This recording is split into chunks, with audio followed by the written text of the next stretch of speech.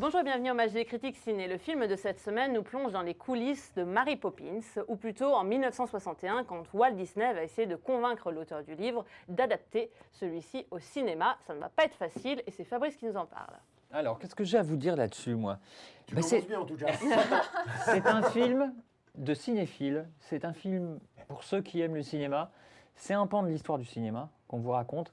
Et moi, ce que j'aime bien dans L'ombre de Marie, c'est ce côté Disney qui n'est pas Disney. C'est un peu Disney qui se moque de Disney. Alors, attention, on reste dans les rails. Voilà. Mais Disney, quand même, arrive à amener un peu une légère critique de ce que pouvait être Disney. N'est pas évoqué, bien sûr, la personnalité de Walt Disney qu'on vous montre On ne voit jamais fumer d'ailleurs. qu'on ne va jamais fumer, qu'on vous montre comme un bonhomme adorable, alors que c'était quand même pas tout à fait ça. Joué par Tom Hanks.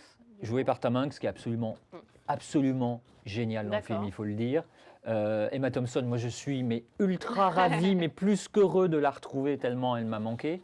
Voilà, c'est du cinéma sur le cinéma, et Dieu sait si le cinéma en a beaucoup fait, qui se voit avec énormément de passion, en tout cas beaucoup d'intérêt, parce que c'est une histoire absolument étonnante que moi je ne connaissais pas. Iris. Oui, en l'occurrence, petite précision, ça se passe, les faits du film sont en 61, mais ça faisait 20 ans qu'il lui courait après pour arriver à adapter. Donc c'est vrai que ce côté-là est assez intéressant. Elle va être très présente pendant du coup l'adaptation, etc. Oui, elle va juste pas le lâcher, si tu veux. Elle va être un peu lourde. Lui, il va la faire venir aux États-Unis, elle va être hyper relou. Donc, Chiante, on peut le dire? Oui, chiante. Moi, ce qui m'a intéressée, alors que d'habitude, je suis plutôt cliente des films sur le film, les coulisses, etc. Là, j'ai vraiment apprécié tout le côté qui est sur la personnalité, en fait, de Pamela Travers, et de tout son pathos, et de tout ce qui fait que c'est difficile pour elle de laisser partir sa création, et pourquoi, etc. Et ça, j'ai trouvé ça assez vraiment bien fait. Et Emma Thompson, en revanche, je ne l'ai pas trouvée toujours au top. Je trouve qu'elle frôle le cabotinage assez régulièrement et ça m'a... Justement pas. Et le côté... Elle a un rôle impossible. Disney n'est pas montré sous son meilleur jour. S'il te plaît, Fabrice. La pseudo-auto-flagellation pour dire, voyez comme on sait se rire de nous. Au contraire, moi, c'est ce qui m'a principalement gênée dans ce film. J'ai eu l'impression d'avoir un film de propagande pro-Disney, quoi. Où on disait... Oh, les peluches Disney, le parc, Disney World. Ils s'en prennent quand même légèrement pour leur grade. Après, d'accord, on va pas... Mais tout ça est très intelligemment fait. Voilà. Christophe. Je trouve que les deux personnalités, que ce soit celle des comédiens ou celle des personnages qu'ils incarnent, qui sont d'authentiques personnages, jouent pour beaucoup dans la qualité du film, en fait, dans l'intérêt du film. C'est-à-dire que Emma Thompson, elle est pas, enfin, le personnage joué par Emma Thompson n'est pas chiante, en fait. Elle est bourrée elle a des principes extrêmement... C'est une vieille fille. Voilà. Elle a des principes, elle a des exigences par rapport à son personnage et par rapport à l'éducation qu'on livre aux enfants. Et d'ailleurs, c'est ce qu'elle dit d'ailleurs dès le début, elle dit « Je ne veux pas ni de dessin animé, ni de comédie musicale. » Vous n'allez pas me mettre des pingouins, surtout, ne me mettez pas des pingouins. Et c'est là où elle kiffe du film. C'est que nous, on connaît, tout le monde connaît Mary Poppins, donc on sait très bien où ça va atterrir, on se dit « Bon sang de bois, ça va, entre les deux, ça va être la baston. » Mais si, parce que c'en est à l'époque. Oui, voilà, on est en 61, t'as raison.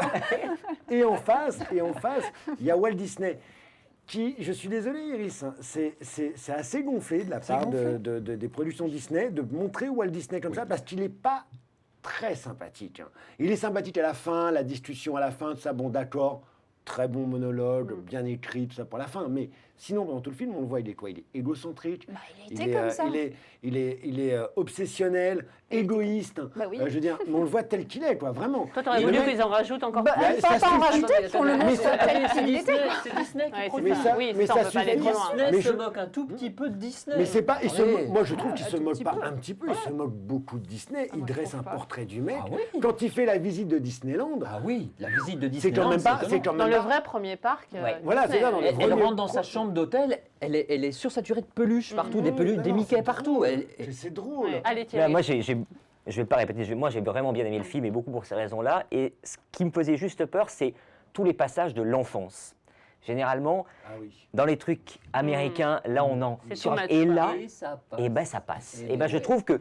Alors évidemment, c'est moins fort que cette confrontation, mais quand on y revient par des flashbacks, on est avec Colin Farrell qui peut en faire parfois des Ça caisses. explique qui est- surtout le personnage de Matt Et du Watson. coup, ça l'explique très bien. C'est-à-dire que c'est pour une fois, ça donne les bonnes informations sans en surrajouter, ni dans l'interprétation, ni dans ce qu'il y a à faire. Et c'est suffisamment rare pour être souligné, et ce qui explique que ce film distille comme ça quelque chose d'à la fois très nostalgique, très drôle, très piquant, et avec à chaque fois, je trouve le bon dosage. Et surtout, pour les gens qui vont voir le film, surtout, restez à la À fin fin, du restez générique. à la Les fin, bilingues, restez au les bilingues générique. vont être ravis parce Restez au qu'il générique. y a les vraies vrai. bandes, parce que vous les voyez, C'est vrai. elle a demandé à ce que tout soit enregistré. L'auteur de Mary D'accord. Poppins a demandé à ce que tout soit... Toutes les séances On de pourrait travail dire son sont nom enregistrées. d'ailleurs, parce que j'ai pas son nom. Pamela là. Travers. Pamela Travers. Merci beaucoup. Voilà. Donc Pamela Travers, elle avait exigé à ce que toutes les séances de travail soient enregistrées et à la fin vous avez les sons authentiques, Ah, mais non. voilà. Tu Les sons spoil, authentiques. tu spoil. Bon quoi, ça va, non, mais ça va, on peut C'est entendre. la- Voilà. C'est la super idée du film. Mais D'accord. c'est extrêmement Ce émouvant. plan Ouais. de générique de fin, c'est la super idée du film. Vraiment. Un mot pour le résumé, Iris. Non, bah oui, extrêmement émouvant. Voilà. Bah oui. Délicieux. Christophe. Super califragilistop. Non, Super bonus. Bon, si vous avez aimé Mary Poppins en film, parce que c'est un film, en film, et ben courez à celui-là, vous découvrirez les coulisses.